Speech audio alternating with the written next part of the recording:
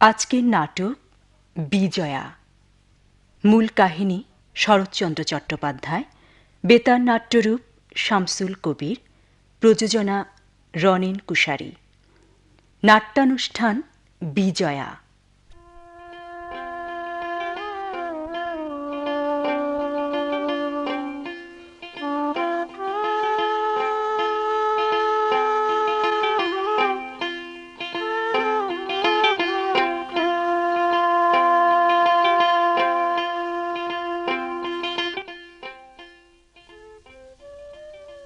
জগদীশ মুখার্জি কি সত্যি ছাদ থেকে পড়ে মারা গিয়েছিলেন? তাতে কোনো সন্দেহ নেই। বড়ই দুঃখের ব্যাপার। অপঘাত ওই মাতালটার মৃত্যু হবে না তো হবে কার? সত্যি জগদীশ বাবুর জন্য দুঃখ করে কোনো লাভ নেই। তার সমস্ত সম্পত্তি তো এখন ন্যায়ত আমাদের। আপনার সম্মতি পেলে সেই সম্পত্তির অর্থে আমরা অনেক সৎকার্য করতে পারি। আমি ভাবছিলাম, এতে আর ভাববার কি আছে? আমি ভাবছি সেই অর্থ দিয়ে এই পাড়াগাঁয়ে ব্রাহ্ম মন্দির প্রতিষ্ঠা করব। বাবার বোধহয় ঠিক এই ইচ্ছে ছিল না। জগদীশ বাবুকে তিনি চিরদিন মনে প্রাণে ভালোবাসেন। না না, এ আমি বিশ্বাস করতে পারিনি। বাবার কাছেই শুনেছি তিনি, আপনার বাবা ও জগদীশ বাবু তিনজনেই সতীর্থ ছিলেন। জগদীশ বাবুই ছিলেন সবচেয়ে মেধাবী, কিন্তু দরিদ্র। বড় হয়ে বাবা আর আপনার বাবা ব্রাহ্মধর্ম গ্রহণ করলেন, কিন্তু জগদীশ বাবু পারলেন না। হ্যাঁ, এ নিয়ে গ্রামের মধ্যে নির্যাতন শুরু হলো। তখন জগদীশ বাবু উকালতি করতে পশ্চিমে চলে গেলেন, কিন্তু স্ত্রী মারা যাবার পরই দুর্গতি হলো। অমার্জনীয় অপরাধ। কি জানেন, এর অনেক পরে আমার মা মারা গেলে বাবা একদিন কথায় কথায় বলেছিলেন, কেন যে জগদীশ মদ ধরেছিল এখন তা বুঝতে পারছি বিজয়া। এ কথা বলার অর্থ? বাল্যবন্ধুর ব্যথার পরিণামটাই বাবা ইঙ্গিত করেছিলেন। সম্ভ্রম গেল, স্বাস্থ্য গেল, উপার্জন গেল, সমস্ত নষ্ট করে তিনি দেশে ফিরে এলেন। এসব জেনেও আপনার বাবা জগদীশ বাবুকে সাহায্য করলেন? শুধুমাত্র বন্ধুত্বের জন্যই জগদীশবাবু যখনই টাকা চেয়েছেন না বলতে পারেননি। কিন্তু জগদীশ বাবুর ছেলেও তো পিতৃঋণ শোধ করলো না। তার ছেলের নাম শুনেছি নরেন্দ্র। হ্যাঁ, সে এখন বাড়িতেই আছে। আপনার সঙ্গে বোধহয় পরিচয় আছে? না, তবে সেদিন রাস্তায় পাগলের মতো একটা নতুন লোক দেখে আশ্চর্য হয়েছিলুম। শুনলুম সেই নাকি নরেন্দ্র। পাগলের মতো? আমি তো শুনেছি সে নাকি ডাক্তার। দেখে মনে হয় না। আচ্ছা, আমার বিশেষ একটা কাজ আছে, চললাম। একজন ভদ্রলোক দেখা করতে চান মা? এখানেই নিয়ে এসো। আর পারিনি, এর চেয়ে কলকাতাই ভালো ছিল। আমার মামা পূর্ণ গাঙ্গুলি মশাই আপনারই প্রতিবেশী। সেই সূত্রে একটা কথা জানতে এলুম। বলুন। আপনার প্রজারা আপনার ছেলেমেয়ের মতো, কাজেই তাদের ধর্মকর্মে বাধা দেবেন এ আমি কিছুতেই বিশ্বাস করতে পারিনি। কেন? এদেশে সবাই যার যার ধর্ম পালন করবে, এই তো নিয়ম। ধন্যবাদ, তবে এখন চলি। মা বিজয়া। আজ্ঞে কাকাবাবু। একটা কথা বলতে এলুম। বলুন। জগদীশের বাড়িটা সম্বন্ধে কিছু ভাবলে? টাকা পরিশোধের সময় কি শেষ হয়ে গেছে? শর্ত ছিল 8 বছর, কিন্তু এটা 9 বছর চলছে। তার ছেলেকে ডেকে পাঠিয়ে কিছুদিন সময় দিলে হয় না? পারবে না। তাছাড়া উপযাজক হয়ে ডেকে পাঠানো কি ঠিক হবে মা? এ বিষয়ে ভেবেচিন্তে পরে কথা বলবো কাকাবাবু। আমি এখন যাই। এসো।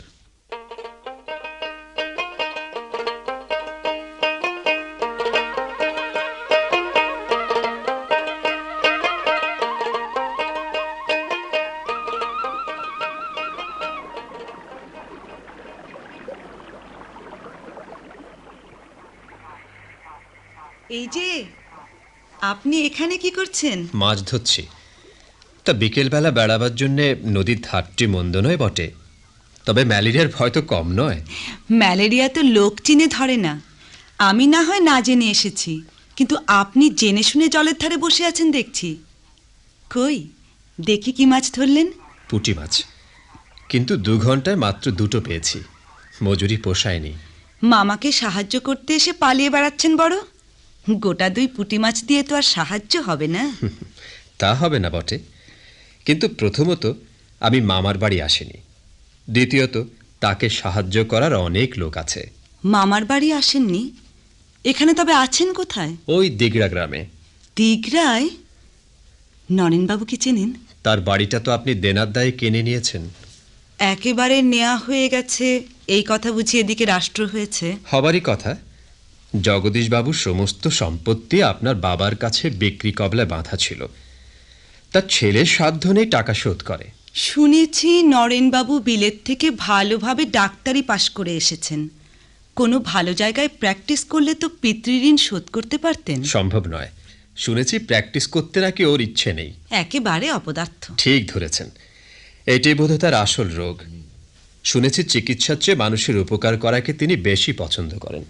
কিন্তু বাড়ি ঘর গেলে কোনো আত্মীয়ের ঘরেও তো তার আশ্রয় পাওয়ার ভরসা নেই। একেবারেই না।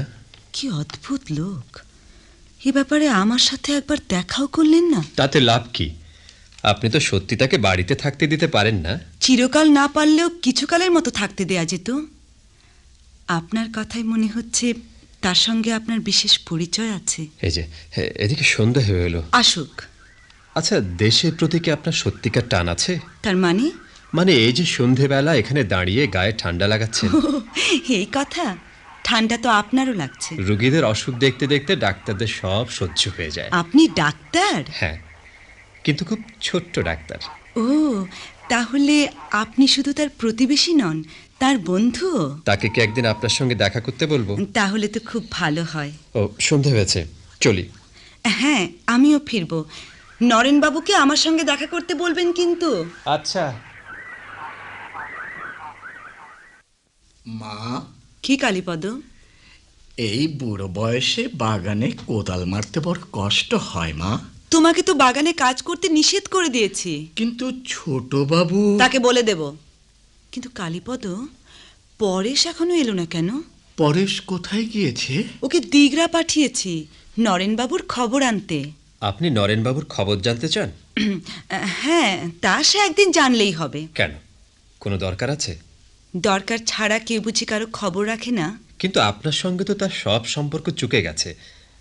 ঋণ কি সব শোধ হয়নি? কে বললে আপনাকে আমি দেনার জন্যই তার অনুসন্ধান করছি? তাছাড়া আর কি হতে পারে? তিনিও আপনাকে চেনেন না, আপনিও তাকে চেনেন না। তিনিও আমাকে চেনেন, আমিও তাকে চিনি। ধরুন যদি বলি আমার নামই নরেন। কি? এ পরিচয়টা আপনার অনেক আগেই দেওয়া উচিত ছিল নরেনবাবু। পরিচয় দেবে মনেও করেছিলাম, কিন্তু কি জানি কেন হয়ে উঠল না। কিন্তু এতে তো আপনার কোনো ক্ষতি হয়নি। ক্ষতি? ক্ষতি একজনের কত রকমই তো হতে পারে। আপনাকে একটা কথা বলতে এলুম। বলুন। দেখুন, স্বনামে বেনামে আমার এমন কিছু নেই যা বেচে পিতৃঋণ শোধ করব। আছে শুধু এই মাইক্রোস্কোপটা। আপনার মাইক্রোস্কোপের দাম কত? কিনতে আমার 500 টাকার বেশি লেগেছিল, কিন্তু এখন 250-200 হলেও বেচে দিতে পারি। এত কম দামে দেবেন? আপনার কি এটা সব কাজ শেষ হয়ে গেছে? কাজ কিছুই হয়নি। আমার নিজের একটা অনেক দিন থেকে কেনার শখ ছিল, কিন্তু কিনেই বা কি হবে? এখানে শিখবই বা কি করে? আমি সমস্ত শিখিয়ে দেব। দেখবেন, এই যে আসুন, এই দেখুন, এই স্লাইডটা ভারী স্পষ্ট। জীবজগতের কত বড় বিস্ময় না এইটুকুর মধ্যে রয়েছে। কই, দেখতে পাচ্ছেন তো? হ্যাঁ, এই ঝাপসা ধোঁয়ায় সব একাকার হয়ে গেছে। দাঁড়ান দাঁড়ান, আমি স্পষ্ট করে দিচ্ছি। দেখুন, এইবার তো ঝাপসার পরিবর্তে ধোঁয়া সব গাঢ় হয়েছে। এই স্ক্রুটা নিজের মতো করে ঘুরিয়ে নিন না। আচ্ছা। হা করেন কি? আরে কত ঘোরাচ্ছেন, এটা কি চরকা? এই যে দেখুন, এবার দেখুন। কই, কিছুই তো দেখছি না। অমন মোটা বুদ্ধি আমি জন্মেই দেখিনি। মোটা বুদ্ধি আমার? না আপনি দেখাতে জানেন না? আর কি করে দেখাবো? আমি বকে মরছি আর আপনি মিছে মিছে ওটাতে চোখ রেখে মুখ নিচু করে হাসছেন। না, যন্ত্রটা আপনার খারাপ। আপনি নেবেন না তাই বলুন। যদি আমাকে বুঝিয়ে দিতে পারেন তবে আমি কিনবো। কিনতে হবে না আপনাকে। বেশ তো, বুঝিয়ে দিন না। না, আপনাকে দিয়ে শেখা হবে না। আপনি বুঝি একদিনেই সবটা শিখেছিলেন? কিন্তু আপনার 100 বছরে হবে না। তাছাড়া আপনাকে শেখাবেই বা কে? কেন আপনি? নইলে এই ভাঙা কলটা কিনবে কে? আপনার নিয়ে কাজ নেই, আমি শেখাতে পারবো না। পারতেই হবে আপনাকে। জিনিস বিক্রি করতে যাবেন আপনি, আর শেখাতে আসবে আর একজন? তা বেলা তো প্রায় 3টে বাজে। আপনার খাওয়া হয়েছে? হয়েছে একরকম। আপনার মুখ দেখে মনে হচ্ছে খাওয়া আপনার হয়নি। গরিব দুঃখীদের মুখের চেহারাই এরকম, খাওয়ার ছবিটা সহজে ফুটতে চায় না। তা জানি। কালীপদ, আগে মা, বাবুর জন্য এখানেই খাবার দিতে বলো। এ ঘরে তো কাউকে খাবার দিতে নিষেধ করেছে মা। আমি বলছি এখানেই দাও। আগে আচ্ছা মা। ভাঙা মাইক্রোস্কোপটা দেখে আজকের দিনটা আপনার খুব খারাপ যাবে। কি জানি কার মুখ দেখে আজ আপনার ভোর হয়েছিল। সেই মুখ দেখেই যেন প্রতিদিন আমার ঘুম ভাঙে নরেনবাবু। আমার মাইক্রোস্কোপটা ফিরিয়ে দিন। কাল কি পরশু একবার আসতে পারবেন না? তার আর প্রয়োজন কি? এটা তো আমি নিয়ে যাচ্ছি। না না, আমি দেব না, ওটা এখন আমার। তাছাড়া আপনার সঙ্গে আমার কিছু কথা আছে। আচ্ছা, হাত মুখটা ধুয়ে আসুন, খাবার দেয়া হয়েছে। আপনি দেখি একেবারে নাছোড় বান্দা।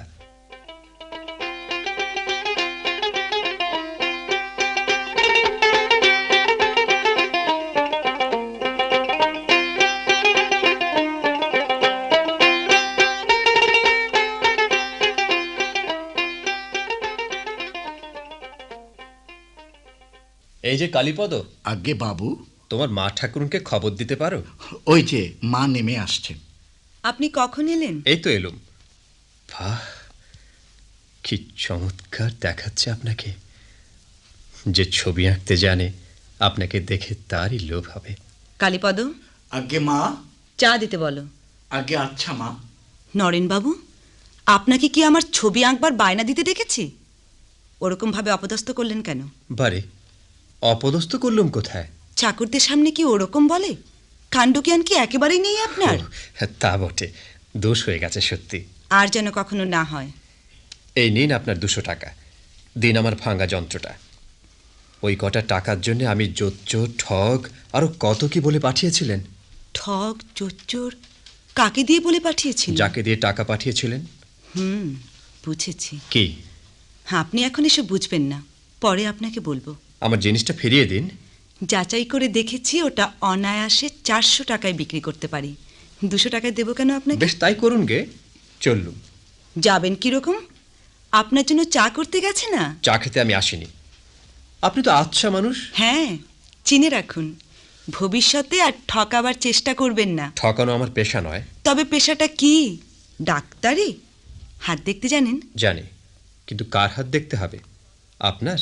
দেখুন তো আমার জ্বর হয়েছে কিনা। হ্যাঁ, এ কি সত্যি তো আপনার জ্বর? কাল রাতে একটু জ্বর হয়েছিল।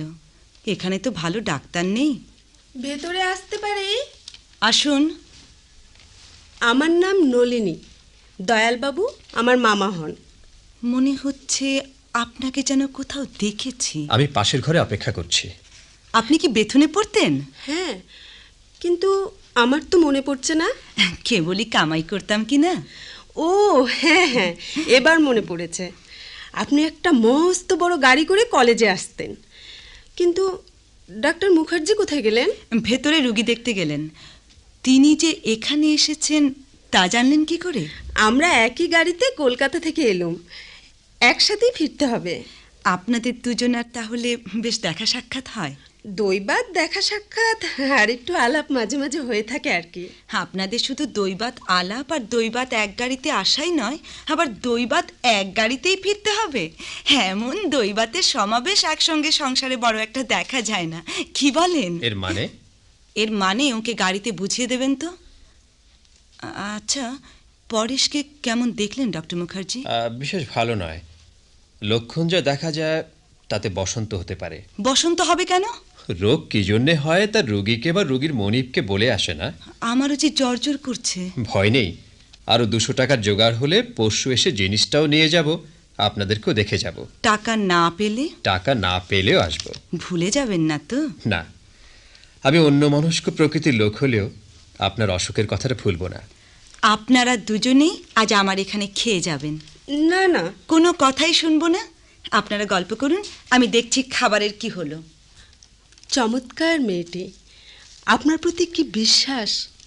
মনে হয় না ও আপনাকে ঘরছাড়া করতে পারে। বড় লোকের মেয়ে গরিবের কথা ওরা ভাবে না।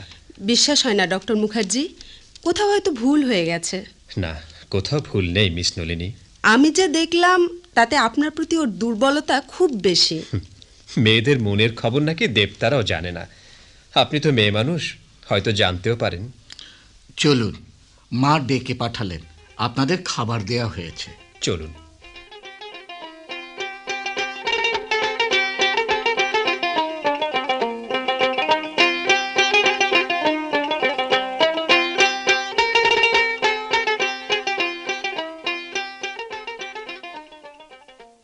আসুন দয়ালবাবু, আপনার স্ত্রী ভালো আছেন তো? ভালো আছে।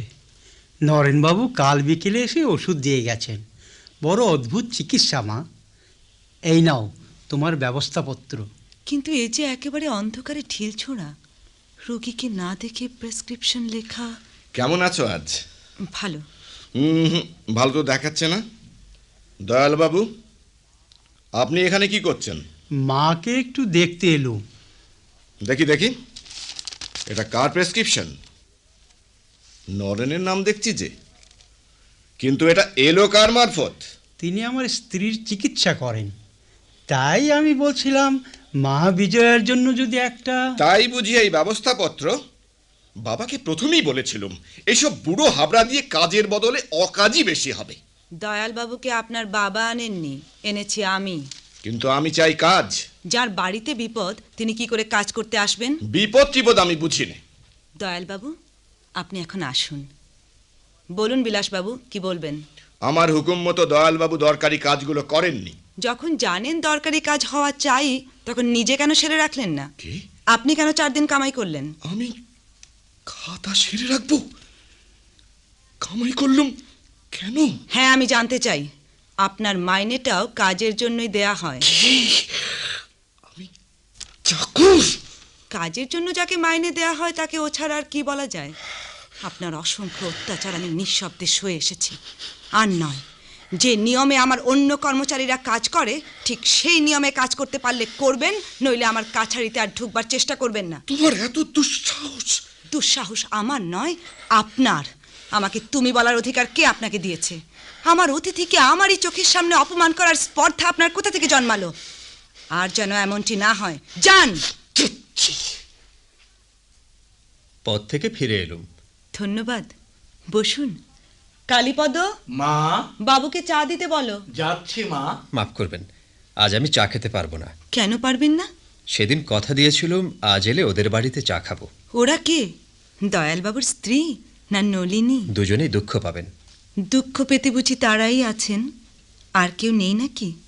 তার চেয়ে বলুন আছে শুধু নলিনী। তা কেন? তাছাড়া একটা বইয়ের কিছু কিছু চ্যাপ্টার। কি বই? ডাক্তারি বই। তার ইচ্ছে ডাক্তারি পড়বে।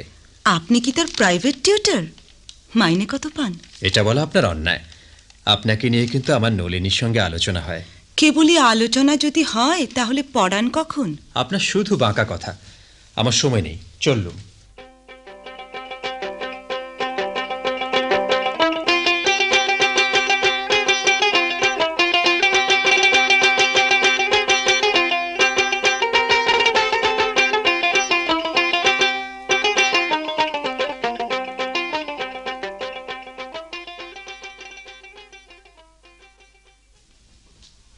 আপনি খেতে বসুন তো। 7টার ট্রেন তো গেলই, 9টার গাড়িটাও কি ফেল করবেন? না না, ফেল করব না, ঠিক ধরবো। আচ্ছা, একটা কথা বলবো, রাগ করবেন না তো? জানেন তো আমি ভীষণ রাগী। জানি, তবু বলছি। আপনার বাবা বেঁচে থাকলে হয়তো এ সময় আমার অনেক উপকার হতে পারত। কি করে বুঝলেন? তিনিই তো টাকা দিয়ে আমাকে বিলেত পাঠিয়েছিলেন। আচ্ছা, আমাদের ঋণের সম্বন্ধে আপনাকে কি কখনো কিছু তিনি বলে যাননি? বলাই তো সম্ভব, কিন্তু আপনি কি ইঙ্গিত করছেন? যা শেষ হয়ে গেছে তা শুনে কি হবে? তা হবে না, আপনাকে বলতেই হবে। শুনেছেন বোধহয়, শেষ বয়সে বাবা দেনার দায়ে জুয়া খেলতে শুরু করেন। তাকে সান্ত্বনা দিয়ে আপনার বাবা একটা চিঠি লিখেছিলেন। বাড়িটার জন্যে ভাবনা নেই, নরেন আমারও তো ছেলে, বাড়িটা তাকেই যৌতুক দিলুম। তাহলে বাড়িটার দাবি করবেন বলুন? করলে আপনাকে সাক্ষী মানব। আশা করি সত্যি কথাই বলবেন। নিশ্চয়। বাবার লেখা চিঠিগুলো আছে আপনার কাছে? হ্যাঁ, আছে। এই যে, পড়ে দেখুন। না না, বেশি পড়তে হবে না, এই লাইন দুটো পড়ুন। বিজয়ার যোগ্য পাত্র হিসাবে প্রতিষ্ঠিত হইবার জন্যই আমি নরেনকে ডাক্তারি পড়ার জন্য বিলেত পাঠালুম। আমার তো ছেলে নেই, কাজেই নরেনই আমার ছেলে, আমার সব কিছুর উত্তরাধিকারী। হ্যাঁ, এ তো বাবার নিজের হাতে লেখা। আত্মসাৎ করবেন না, পড়ে ফেরত দিন। আপনার দুটো পায়ে পড়ি, এই চিঠিগুলো আমার কাছে রেখে যান। প্রয়োজনে এগুলো আপনি পাবেন। আপনার কাছে থাকলেই বরং বিপদের সম্ভাবনা। হ্যাঁ হ্যাঁ, ঠিক বলেছেন। কিন্তু আমার একটা অনুরোধ আপনাকে রাখতেই হবে। সম্ভব হলে নিজের ক্ষতি হলেও চেষ্টা করব। এমন কিছু আমি চাইব না যা দেয়া আপনার পক্ষে সম্ভব নয়। বলুন। আপনি বাবার প্রতিশ্রুতি মতো সব প্রাপ্য বুঝে নিন। হ্যাঁ, এ কি বলছেন আপনি? আমিও এমনটি ধারণা করেছিলাম, কিন্তু কিন্তু আপনাকে একটা ব্যাপারে বড় সাবধান হতে হবে। আপনি এত উতলা হচ্ছেন কেন? আপনি নয়, এখন থেকে তুমি।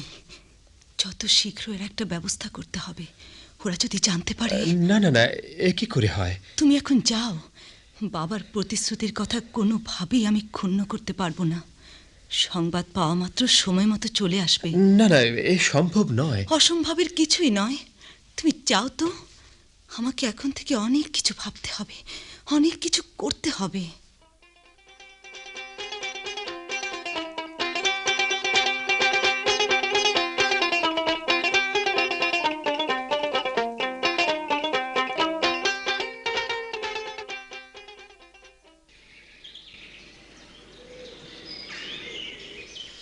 বাবা, তোমাকে একটা কথা বলবো বলে ভাবছিলাম। বলো। বিজয়ের ভাবটা যেন কেমন মনে হচ্ছে। সে আমিও লক্ষ্য করেছি। যাবে কোথায়? আগে কি? লোহার সিন্ধুকে যে দলিলগুলো আছে আগে তা হাত করে নি। ওর সাথে সম্পর্কটা একটু ভালো রেখো। ভালোই ভালোই বিয়েটা হয়ে যাক, তারপর। কিন্তু আমি যে ওর রূঢ়তা সহ্য করতে পারছি না বাবা। স্বার্থের জন্য অনেক কিছু সইতে হয়। কটা দিন বই তো নয়। ওই যে বিজয় আসছে। কি করছিলেন কাকাবাবু? বাগানটা একটু ঘুরে ঘুরে দেখলুম। তামা নতুন একটা সমস্যা হলো যে। কি সমস্যা কাকাবাবু? শুনছি চৌধুরীরা ঘোষপাড়া সীমানা নিয়ে একটা মামলা রুজু করবে। তারা মামলা করবে কেন? কে বললে? কেউ বলেনি, আমি বাতাসে খবর পাই। কতটুকু জমি দাবি করেছে? হ্যাঁ, কম করে হলেও বিঘে 2 তো হবেই। হে, তাহলে তারা নিক। মামলা মোকদ্দমার দরকার নেই। আজ বিনা বাঁধায় যদি 2 বিঘে ছেড়ে দাও, কাল যে আবার 200 বিঘে ছেড়ে দিতে হবে। সত্যি তো আর তা হচ্ছে না। না না না, সে হতে পারে না। বিনা আপত্তিতে 2 বিঘে কেন, 2 আঙুল জায়গাও ছেড়ে দেওয়া যাবে না। কাজে পুরনো দলিলগুলো ভালো করে একবার দেখা দরকার। না না, তা দেখবার আর দরকার হবে না। তুমি কি আমাকে অবিশ্বাস করলে মা? সে তো আমি বলিনি কাকাবাবু।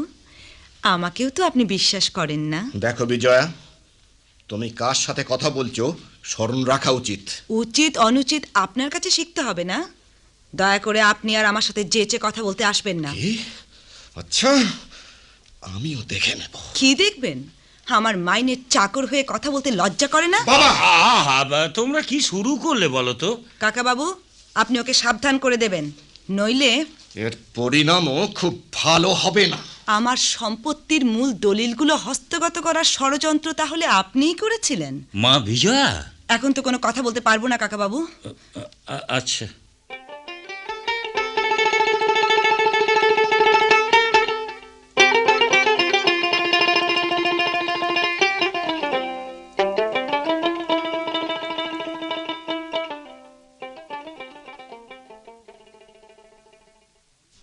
দয়ালবাবু, আপনি এই সময়? না এসে পারলুম না মা, ভয়ানক বিপদ। বিপদ? কি হয়েছে? তোমার বিরুদ্ধে চক্রান্ত পাকাপোক্ত হয়ে গেছে। চক্রান্ত? কারা চক্রান্ত করছে? তুমি কি কিছুই টের পাওনি মা? তোমার দুঃখ হবে জেনেই তো জানাতে এলুম। যাদেরকে তুমি খুব বিশ্বাস করছো, যাদের হাতে তোমার সমস্ত জমিদারি ছেড়ে দিয়েছো। কি হয়েছে আপনি সব বলুন না। আমি কান পেতে শুনলুম। শোনো বিলাস, কাজটা করতে হবে খুব সাবধানে। কি বাবা? সবাই তো জানে তোমার আর বিজয়ার মধ্যে বিয়ে হবে। আসছে 17ই মাঘ তোমাদের শুভ কাজের দিন ধার্য করে ফেললাম। বিজয়াকে কিন্তু সে কথা জানাবো না।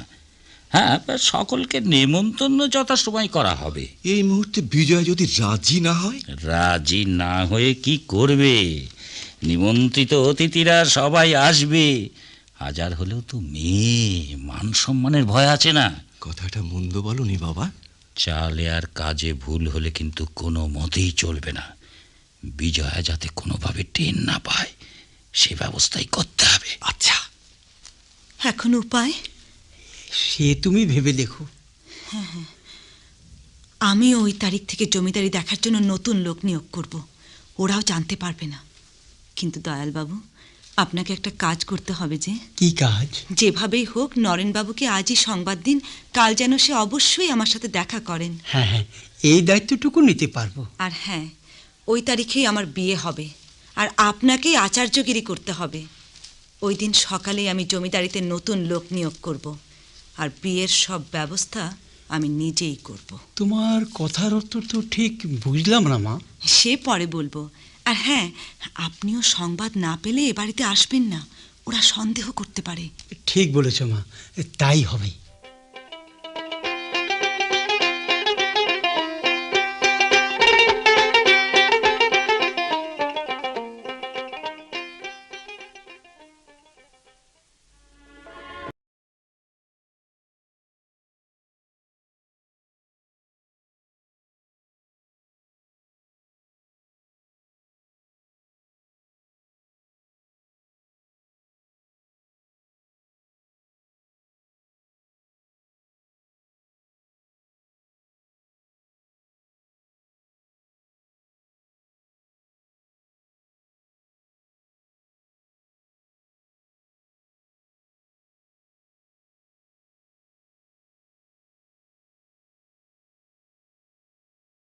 নরেন আর বিজয়া দীর্ঘজীবী হোক এই কামনা করে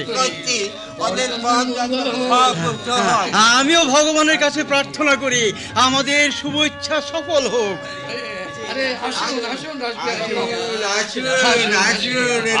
ব্যাপারটা কি বলো তো দাল? ভেতরে সানাই বাজছে, বাইরে নতুন লোক দেখছি। আজ যে বিজয়ের বিবাহ। কি বলছো? পাত্রটিকে? কেন নরেন? নরেন? তুমি বিশ্বাসঘাতক, নেব খারাপ। হ্যাঁ, ওটা একমাত্র তোমার জন্যই প্রযোজ্য বটে। আজ আর তুমি এবারে বড় কর্তা নও। দেখে এসো, নতুন লোক নিয়োগ করা হয়েছে। হ্যাঁ। এ কি হলো? সব কিছু গড়মিল হয়ে গেল। চলে যাচ্ছ কেন? মা বিজয়া নরেনকে আশীর্বাদ করে যাবে না? আশীর্বাদ করে যাবেন না? আশীর্বাদ করে এসেছি যখন তখন আশীর্বাদটা সেরেই যায়।